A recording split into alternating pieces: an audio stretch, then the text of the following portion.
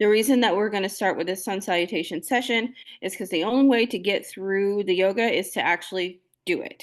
So, honing in on our practice, getting on our mat, and spending some time there is our best way to get the most out of this experience. So, this is what we are going to do today. I know we went over them and you guys kind of watched me do them last time and we talked through it a bit, but now I want to give you today um, as the opportunity to actually get on the mat and do them and start gaining your words in terms of calling them and teaching them to each other.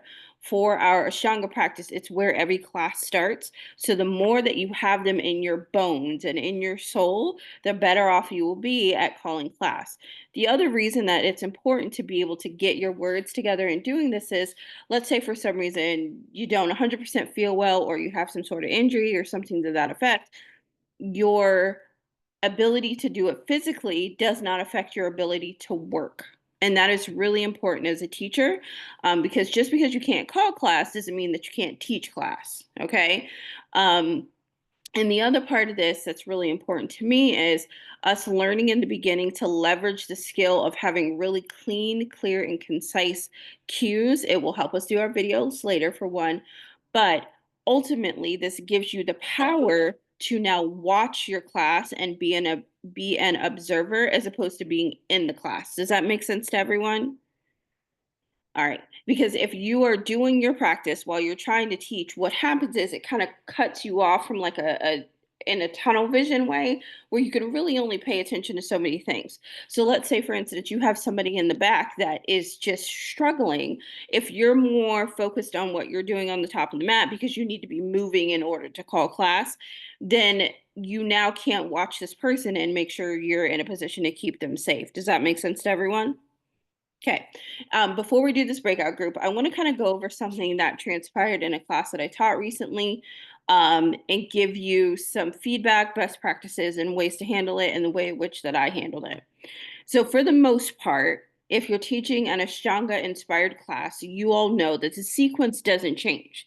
It's thousands of years old, a couple hundred years old. Um, Okay, Maya, I'll make sure that I get that resolved for you. A couple hundred years old, depending on what portion of yoga you're kind of steeped in.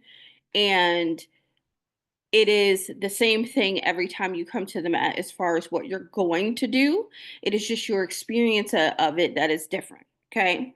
But what will happen is you can end up on a schedule teaching a class to where it's not necessarily in a strong driven class, but maybe it's a vinyasa type flow class. So your sequence is going to be different, and you're going to share whatever it is the sequence that you build. What do you do with the student that has decided that they're not going to follow along in class? That they're going to do whatever it is that they want on the mat and not necessarily what you are calling. What do you do in that particular instance? Um, I will share with you how I handle it, and I would also love to hear your feedback before we jump into our groups. So, has anyone had that experience as of yet?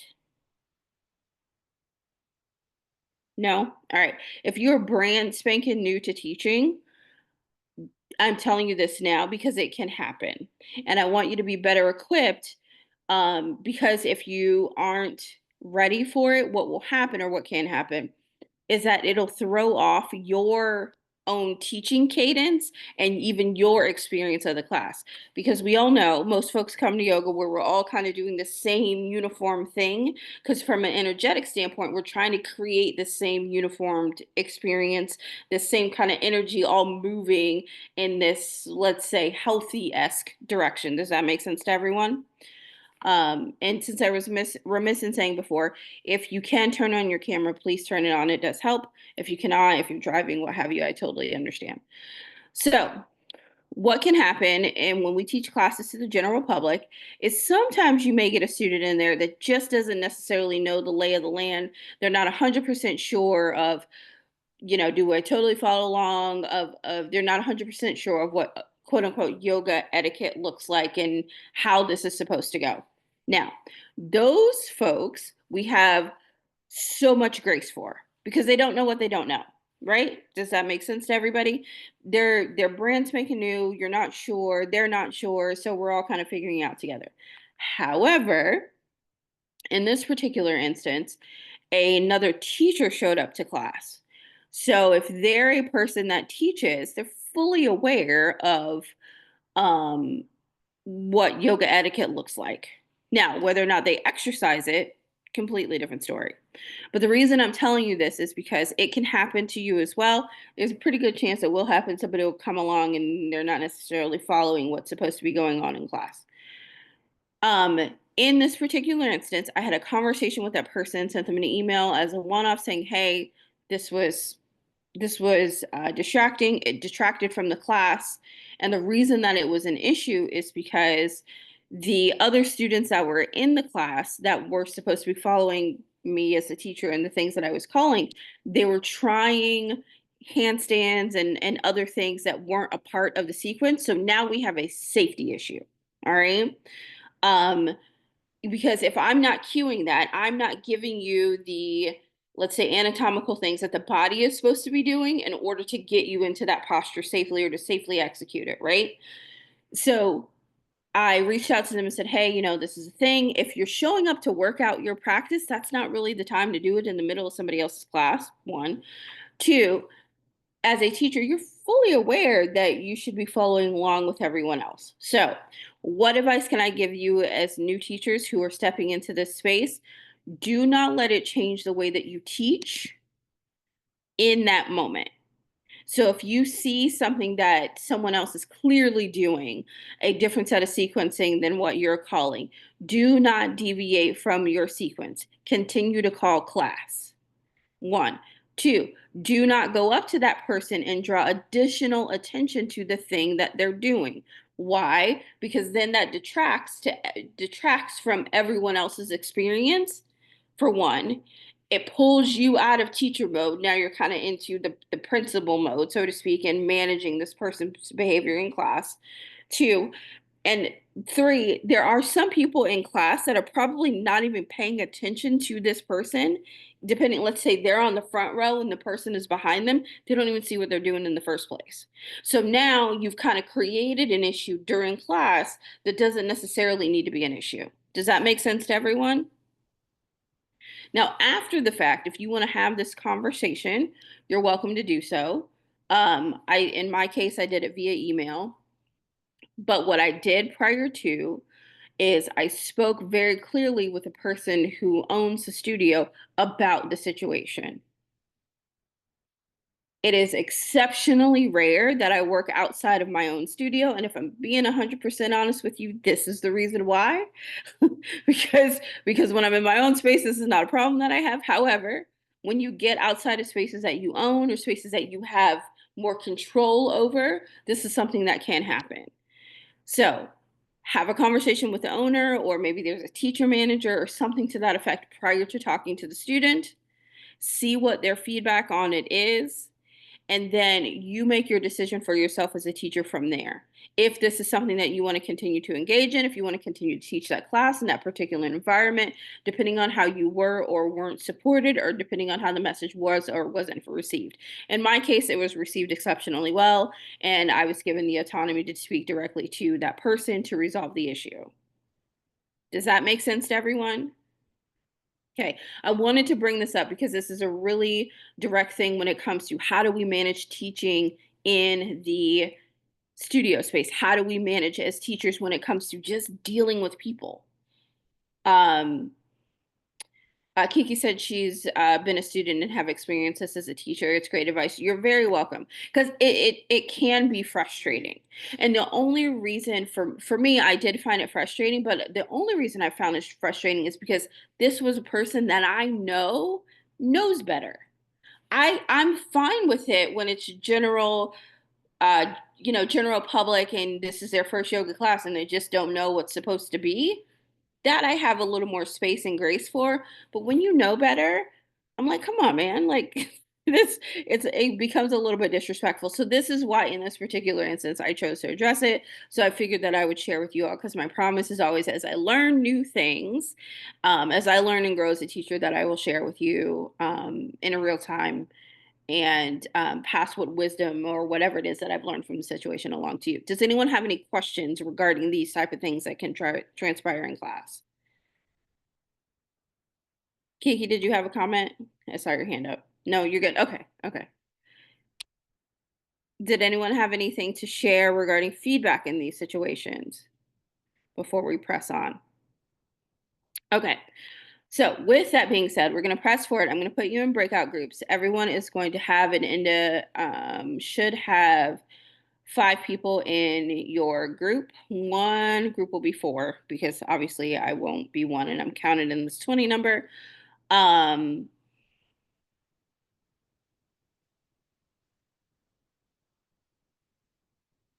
Muffy, to answer your question, yes, we can do that. So I'm going to separate everybody out for these breakout groups. We're going to work on sun salutations. You're going to teach them to each other. Once you get into your group, you get to determine who goes first, second, third, and fourth. I have no skin in that game. I just want to make sure you take this time to actively work on using your words to be able to teach. Okay. Um, Let me do groups. Give me just a second.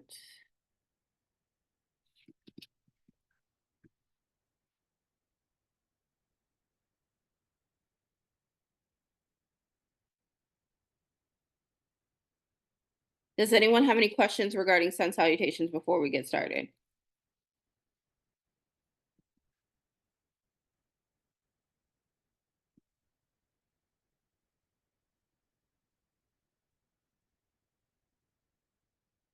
Okay. So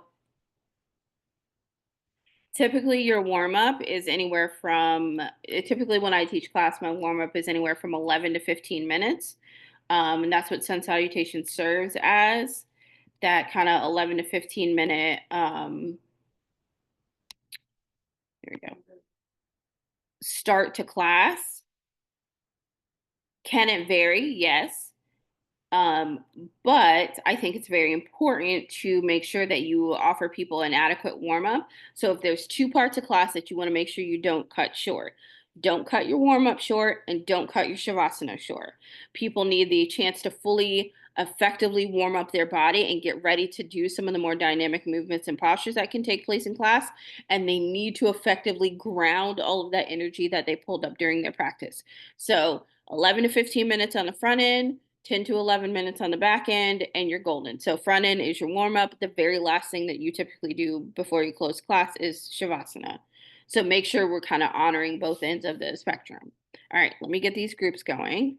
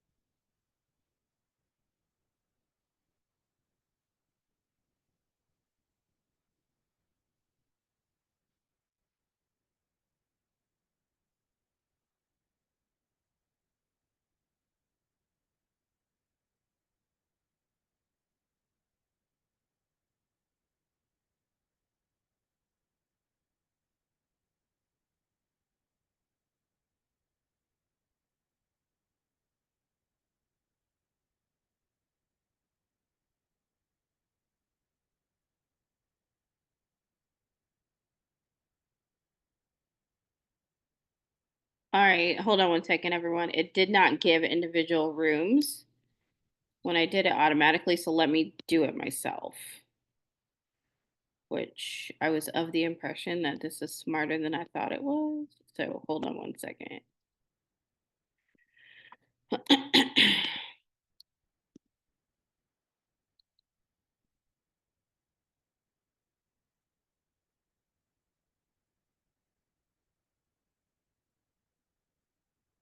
Let me make sure it closes and then I'll reconfigure them.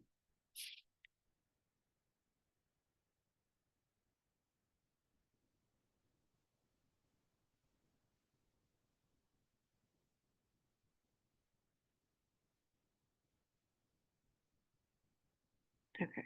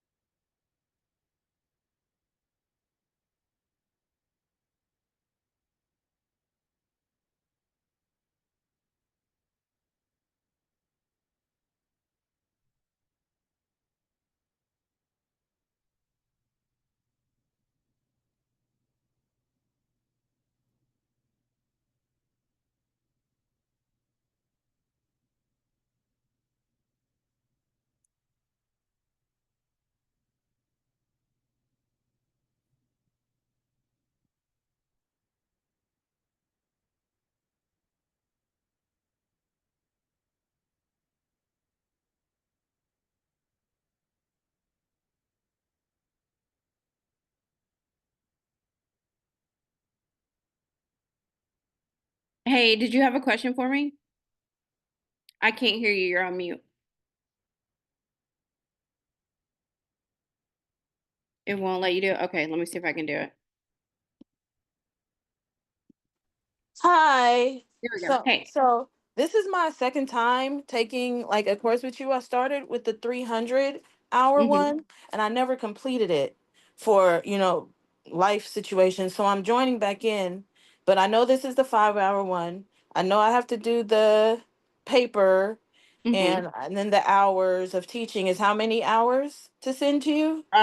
For this one is 10 hours. 10 hours. Okay, for this, and that's for the 500-hour thing. It's just 10 Yes, hours.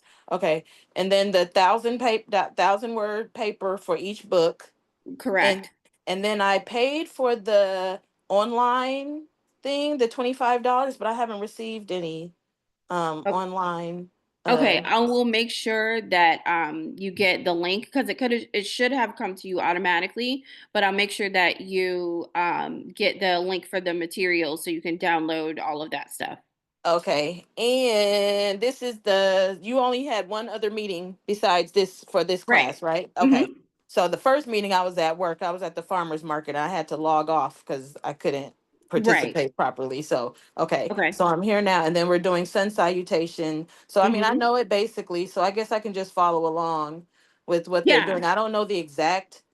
I know, the precise A or what sun salutation A and B. I Mhm. don't, but I'm familiar with sun salutations. So, Okay. Okay, okay, yeah, just use this as a time to kind of go over it and reinforce what you already. right. Okay.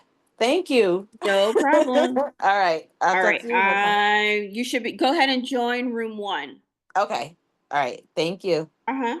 Bye. Oh, how do I get there though? Let me see if hold on. I'm gonna put How you do I in get 2 and then I'll move you back to 1. Hold on. Okay. Okay.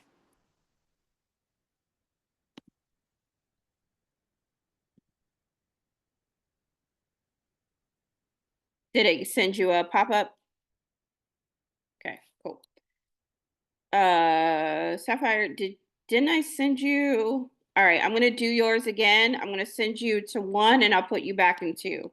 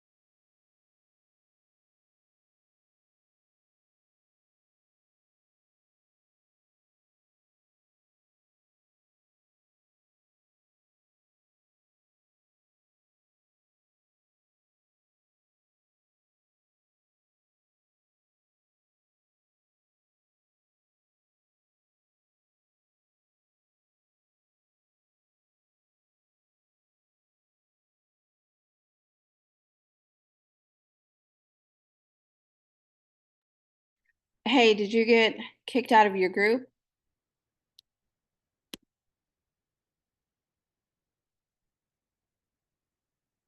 Irma, did you get kicked out of your group or were you not in a group yet?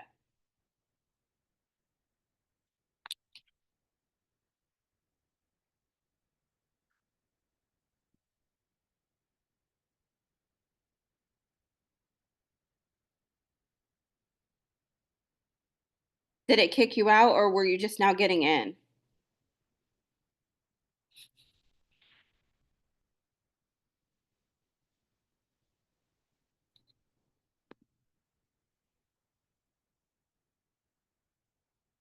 Hey, I just wanted to let everyone know that we'll be in our groups until 3:15 and then I will bring you back in to debrief.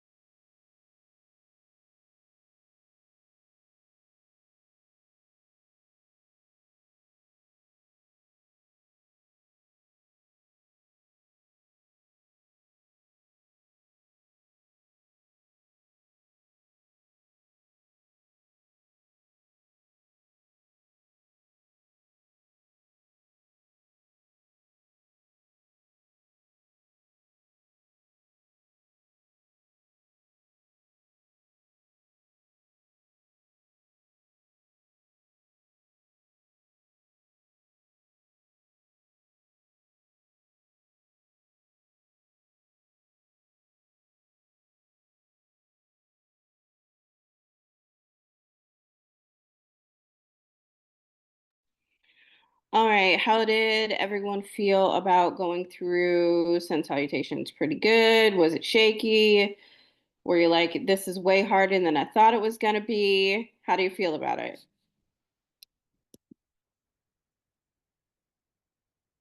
Thoughts, feedback? Okay.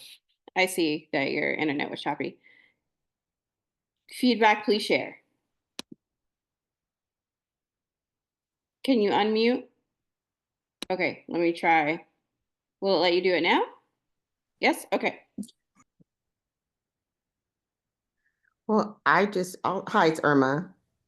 Hey, go ahead. I just joined in and I just popped into the group and I was amazed. People were like, stand here, breathe in, raise your arms. It's like, wow, how did you sounded so great. I was amazed how much they were able to share and then some hints they gave how to best do this. So I was encouraged. Good. That makes my heart happy. Yeah. I was encouraged when I step into something and people already doing it. It's like, okay, I can do it too, then hold on. Me too, me too. I love Me that. too. I would have joined. Good. That Thank makes me you. happy. Jessica said it was great. I felt safe to make mistakes. Thank you for sharing that, Jessica. Because the one thing about teaching is that the beauty and the hard part about it is, right, is nobody knows if you make a mistake as a teacher. They have no idea what you necessarily have planned in your head, right? So it's not as though the class is going to be like, "Oh my gosh, she's made this huge mistake." However, nobody knows that you made a mistake in that same turn, so you don't get that critique. So your inner critic can get really, really noisy when you start to do these types of things. And it can affect your experience as a teacher. So the thing that I will say is have grace with yourself, as much grace as you can possibly give and offer, um, as we go through and we learn this. Okay, so was that Catherine that said that? My computer is being strange. Hold on one second. The messages are now.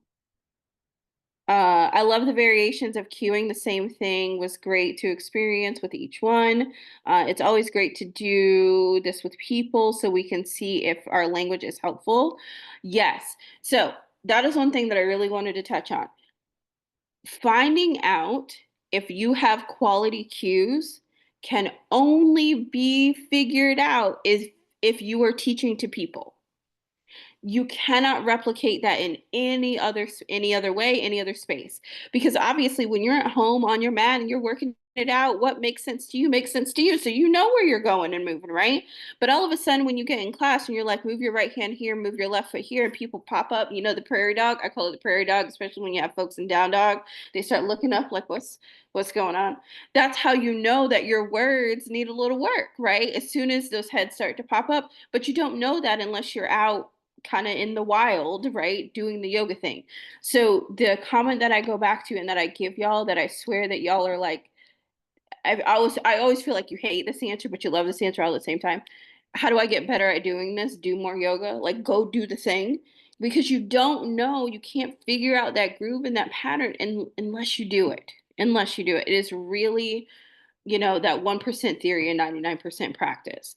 The other thing that you learn by doing this in spaces is it gives you space to learn what modifications and what effective modifications look like, what effective assist looks like. Because sometimes in your head, what you think may assist someone in a balancing pose is not helpful. If I have one foot on the floor, another foot in my hand, and you come over to try and brace me in that posture, chances are for me personally, that's not going to be very helpful, because now I'm checking for you and making sure that I don't bump into you while you're trying to support me in something that I need to dig into my internal self to be able to support this posture and figure out if the current version of what I'm doing is actually helpful for my body or not. But if you're over here essentially holding me up to some degree, it's hard for me to figure out if it's really helpful. Does that make sense to everyone? So it's definitely important to kind of do these things in real time and to work it out and figure it out. Other feedback, Maya said felt supported. Definitely nervous, and my group listened and offered feedback and tips. That is great. That is what we want. We want us as teachers to grow and be able to communicate with each other with what is effective and what isn't. So now, before I say that, any other questions, comments, or feedback regarding this experience before I push us forward? Okay. So now what I want to talk about is traditional sun salutations. Before we get to the space where we're modifying things, before we begin to create effective change and do anything different than what traditional, let's say, vinyasa, Ashtanga-esque sun salutations look like. So we need to learn the basics before we begin to color outside the lines. Does that make sense to everybody? Okay, so I want to make sure we have a clear understanding of the basics. Let me go to our video. I'm going to share screen with you so we can look at this together. Open.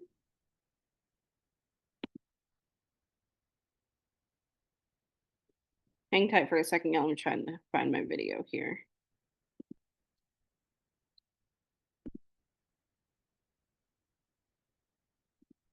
There we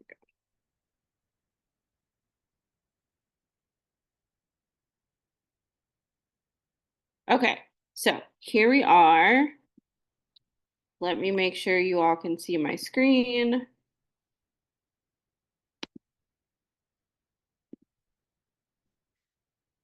Give me a thumbs up if you can see my screen. Yes? Okay. See me over here doing my thing? Okay. So traditional sun salutations look like, from the Ashtanga perspective, look like this. And I'm going to call it as I do it. So it's inhale, arms raised. From content creation. Exhale, forward fold, hinge at hips. We're going to inhale, halfway lift, head comes up only. Chaturanga, jump back or step back, lower down, chaturanga. We'll inhale, chest lifts. Exhale, hips raise. Here, I will count to 5 before I move forward. That is your sun salutation A. Okay? You want me to play it again for you so you can see it one more time? Yes? Okay.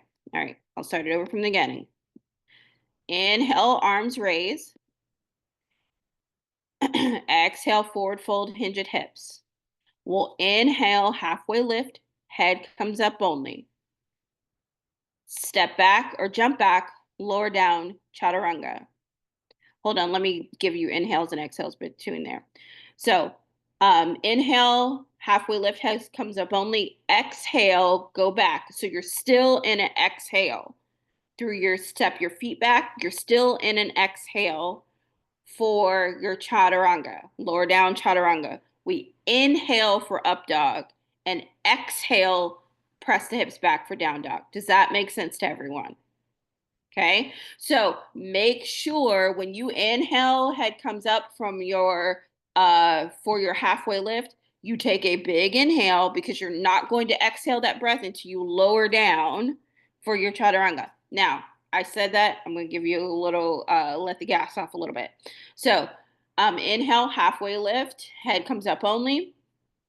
Exhale, step back chaturanga, right? There's an exhale there. You can inhale for up dog and exhale for down dog, okay? You have 2 options in your breathing. It takes time to get a hold of that breath, okay? A lot of times you need an extra one in between, especially when you're just starting off practice. So if I know I'm teaching a more beginner's class or I know I'm teaching more to the general public, I'm going to split that breath between in that chaturanga pose to give people an option to kind of let the gas off. Does that make sense to everyone? Okay, so I will play it and I'm going to call it with the additional spot to breathe. So we'll inhale, arms raise. Exhale, forward fold, hinge at hips. Inhale, head lifts up. Exhale there. Inhale, step feet back for chaturanga. Exhale, lower down chaturanga. Inhale, lift chest. Exhale, lift hips. Does that make sense to everyone? Yes, no, maybe so? Yes? Okay. So now, let's see if I can make this view. I can't see everyone's face here. I'm going to try and make this thing larger. Can you all still see the video that I'm sharing? Yeah, okay, good. All right, now I can see all of you. So, um, does the additional breath, so you're taking another inhale when you step your feet back or hop your feet back, and you're just exhaling to lower to chaturanga. That's all. As opposed to inhale, head comes up, exhale, step the feet back, and you hold that exhale until you inhale again and go through the next set of postures. The difference in the modification really for me is, am I jumping back or am I stepping back? If I'm jumping back, I probably need a little more air. If I'm stepping back, I got a little more time to kind of ride through my last exhale. Does that track for everybody? Okay.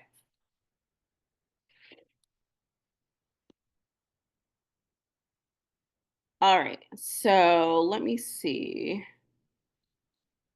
here if my sensal B is in this one.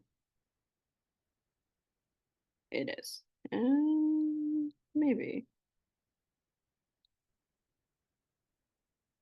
No, this is just A. Okay. So I'll talk you through A. The only difference in A is once I step back for down dog, once I'm in my down dog, it turns into B in two places. Otherwise, everything else is the same. It starts in chair and it ends in chair, and you incorporate only warrior one. So from this down dog position, I would step my right foot to my right hand, press my left heel into the mat, and stand up, raise arms for warrior one. I'm going to exhale, forward fold, frame my front foot with my hands. Inhale, lift, take the feet back, lower down, chaturanga. Exhale there. Inhale for up dog, exhale for down dog. All of that is the same. Then I do the second side with my left foot. Left foot steps forward to left hand, right heel turns down. Inhale, both arms raised for warrior one. Exhale, come back down, frame that front foot. I inhale, step back for chaturanga. Exhale, lower down. Inhale, up dog or cobra, chest lifts. Exhale, hips raise. Now we're back to counting to 5. Does that make sense to everybody? Okay. What I just went through are traditional sun salutations in the Ashtanga method. If you are doing anything, any variation of that, now we're in a vinyasa flow class. Okay. What I want you to really grasp and hold on to is sun salutation A, sun salutation B, before we start to color outside the lines and change it to something different. Because if we have a really good grasp of how those present in the body, now if somebody shows up to our class and they're asking us for a modification, we are better equipped to provide them with a modification. Because we know how it feels if we've been in down dog for a long time and our arms are shaking, our legs are like, hey girl, this is hard. Now we know where to send them. So if someone's struggling in down dog, what cue are we going to offer? There's 2. What cue can we offer them? Can y'all unmute or is it acting up?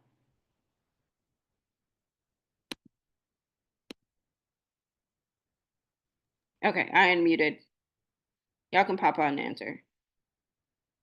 I saw them pop up in the chat. So one is child's pose and one is come to table.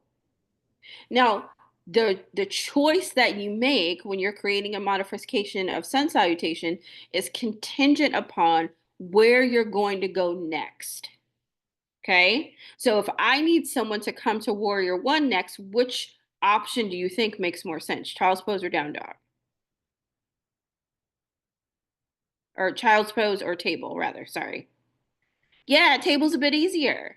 Yeah. Table's a bit easier. Now, the only modification that you're going to have to add to your words to help their experience is you really want to guide them to press the floor away so they can get the lift to have enough space to bring that knee through to step into warrior one. Does that make sense to everybody?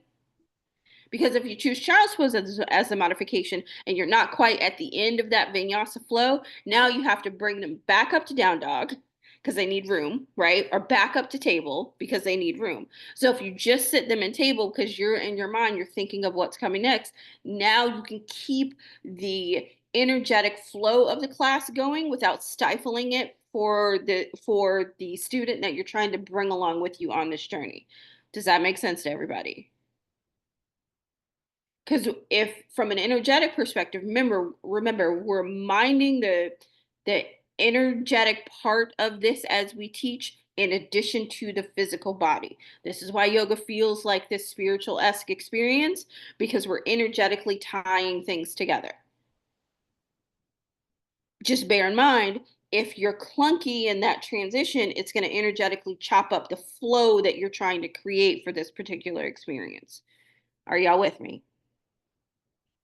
Okay. So we are going to, in our next session, we are going to do sun salutations again. We're going to start them right off the bat. I won't have any teaching advice for you in that one, hopefully. Depending on what happens when I teach this week, I want to bring it to you, but hopefully, fingers crossed, I won't have to give you a portion of a lecture on, hey, by the way, this is what happens when you teach the general public. But we're going to jump in. We're going to do some salutations. We'll give another 15 minutes to this, and then we'll do a debrief, and we'll talk through more modifications that we can offer.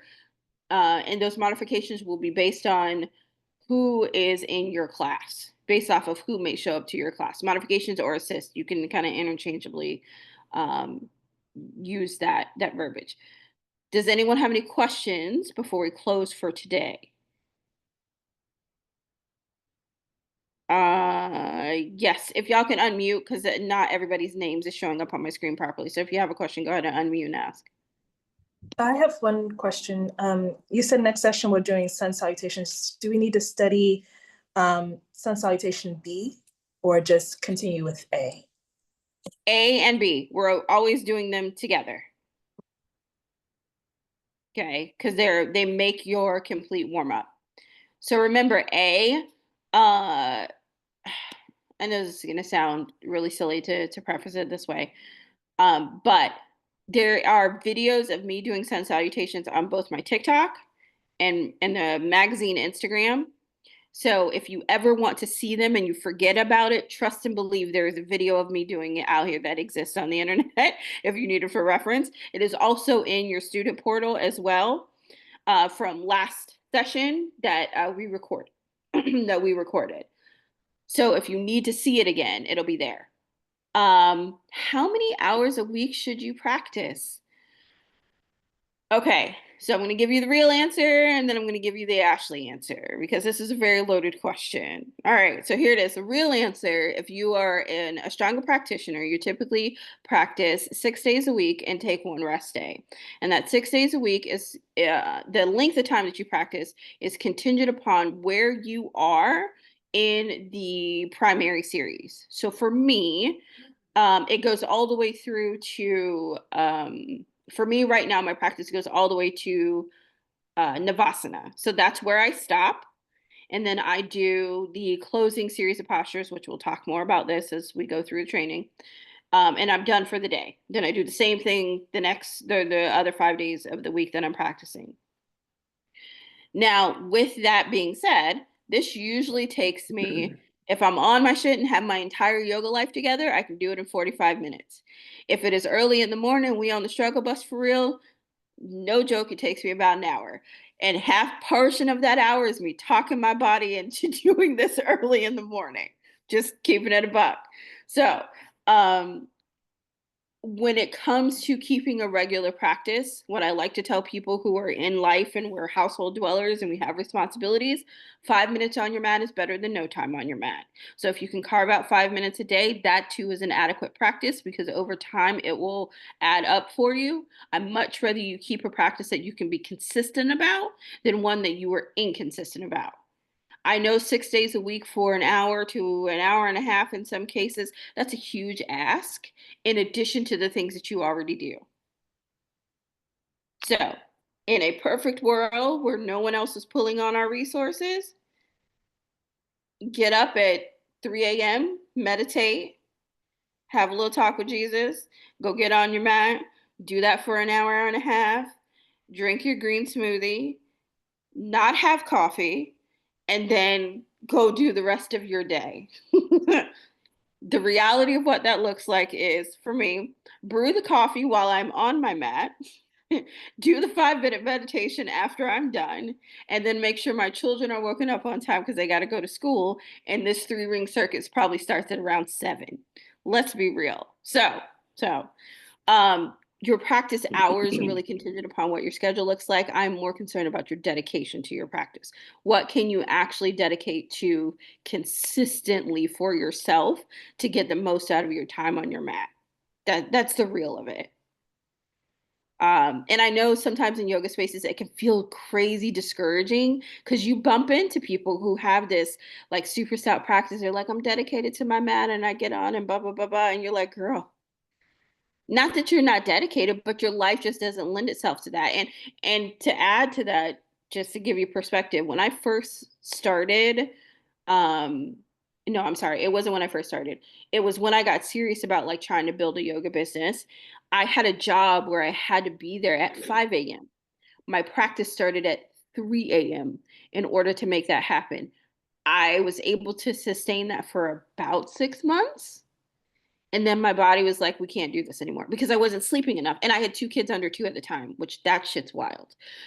I was, yeah. So y'all are shaking your head like, what the hell? That's exactly how I felt. That's exactly how I felt. So it literally, I kept it up for like 6 months. And then my body was starting to deteriorate because I wasn't sleeping enough to support what I was asking it to do. I wasn't nourished enough. So do the thing that nourishes you, that nourishes your practice, and that will give you the opportunity to be as consistent as possible. Make sense? Because otherwise, we're as people, we're just fancy house plants that may or may not be medicated in fancy ways or not. So if we don't feed, water, give it sunlight, we're not going to get very far. And you got to sleep. So, good. I'm glad I answered it for you. Other questions regarding practice? Okay, so I know some of you signed up for the online studio.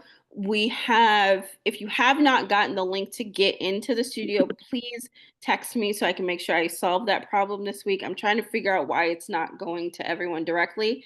I just don't know who has it and who has received it and who hasn't, so I can solve that problem. We have new classes coming April 1st, additional classes that'll be on the schedule. So that's a good way to get your practice in. And know that even in the online studio, everything gets recorded. So if you can't join at 6 p.m. or your kid has a function or whatever the case may be, you can always come back and watch it. All right. Other questions, comments, concerns? Did we feel good about this weekend's experience with getting to work through Sun Cells together? Yes? Yeah, I know it's weird and it feels super vulnerable to start teaching in front of people that you don't know. I'm fully aware that it does feel that way. Yes, Shannon, you have a question? Is it letting you unmute? All right, let me try it directly. Okay, thank you. Yeah, I wasn't here last week. The last time. Could you please tell us how to do that and look at that just to kind of catch up and It's in the online portal. I sent an email with the access to get into the online portal. So you have to check your email so you can get your account set up if you haven't done that already. And then once you're in the portal, when you click the link, it should directly take you to the video. It shouldn't ask you for the password again. So it should just let you in. Okay, thank you. Okay. Muffy, the answer to your question is yes. Maya, you had a question for me?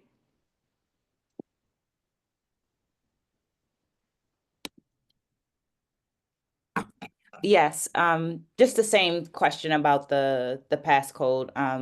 I went into my portal while we were in this session, and it's still asking for the passcode to get into the Okay, recording that's from so last. weird because some people it's worked for and some folks it hasn't. Let me see if I can get, I'll drop it in the chat for everybody right now. Thank you.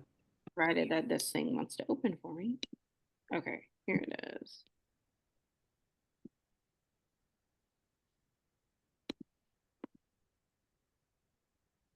Okay, here's the code to get in, and it has to be typed exactly that way.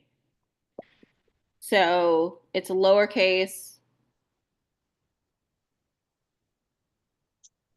It's lowercase November, lowercase Victory, 3, uppercase Romeo, uppercase Lima, the equal sign, lowercase Yankee, and then the number 6. So N, V is in Victor, 3, R is in Romeo, L is in Lima, equal, Y is in Yankee, 6.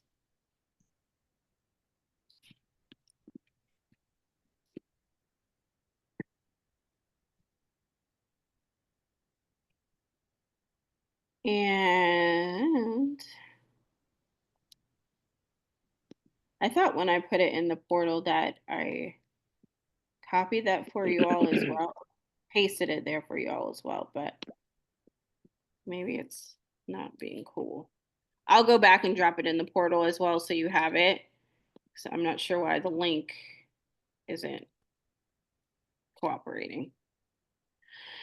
All right, y'all. So I hope you enjoyed the session. We're going to keep learning and keep kicking it together. If you have more questions, feel free to DM me or email them as well.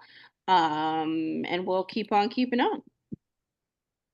Thank you all. I appreciate it. And I'll see y'all very soon. Bye, friends. Thank you. Bye, everybody. Thank you.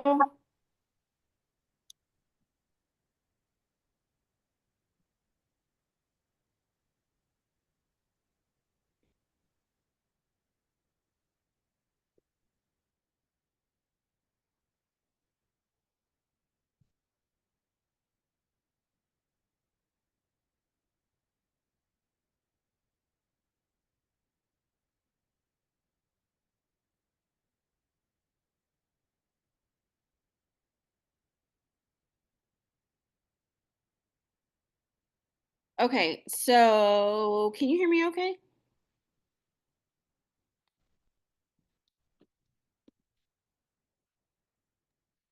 Okay, yep. Okay, now I got you. Good. Okay, so did you schedule, Lord have mercy. It's been a long day. Did Okay. you register for the one-on-ones? Is that what it's for, or is it regular asana class?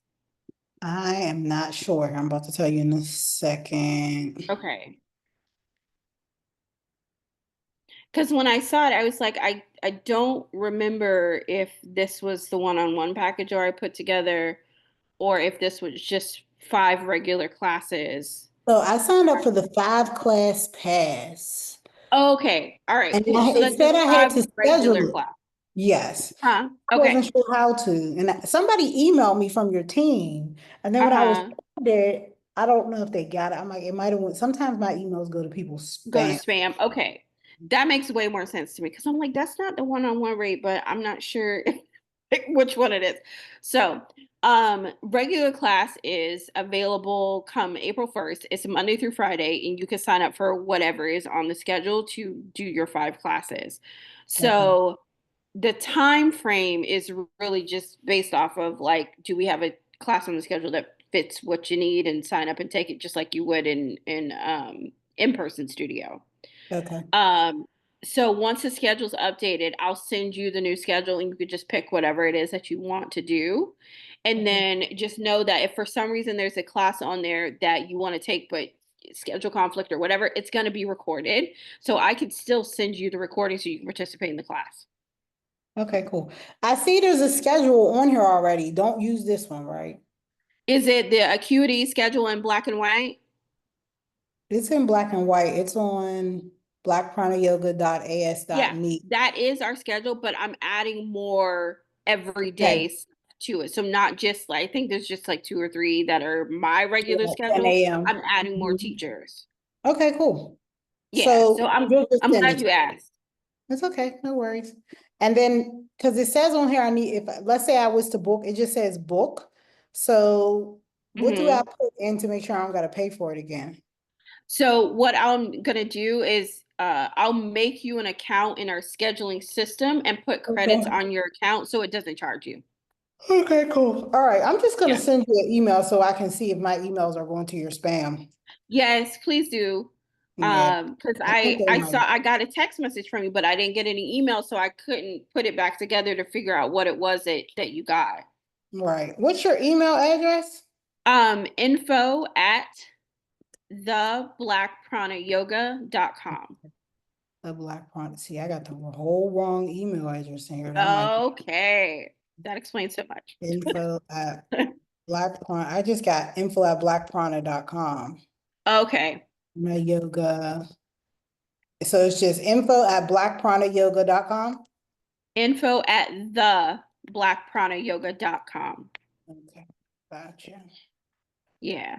I'm gonna And send then you. just say, hey, Ashley, can you add me to the schedule, the studio schedule? And then I'll know what to do from there. All right, cool. I'm sending it now. So if you don't get it, just Yeah, wait. then I'll figure out how to fix that on my end because I might just need to whitelist your email so it doesn't bounce it. All right, my email is, I'm gonna put my email in the comments for you in case it Okay, cool. goes to spam. And then I'll save it to my keep notes so I it. know it's you. All right, cool. All right. Got you. Thank you. Thank you, ma'am. I appreciate your time and I will see you in class. All right, see you next month. Peace. All right, bye-bye.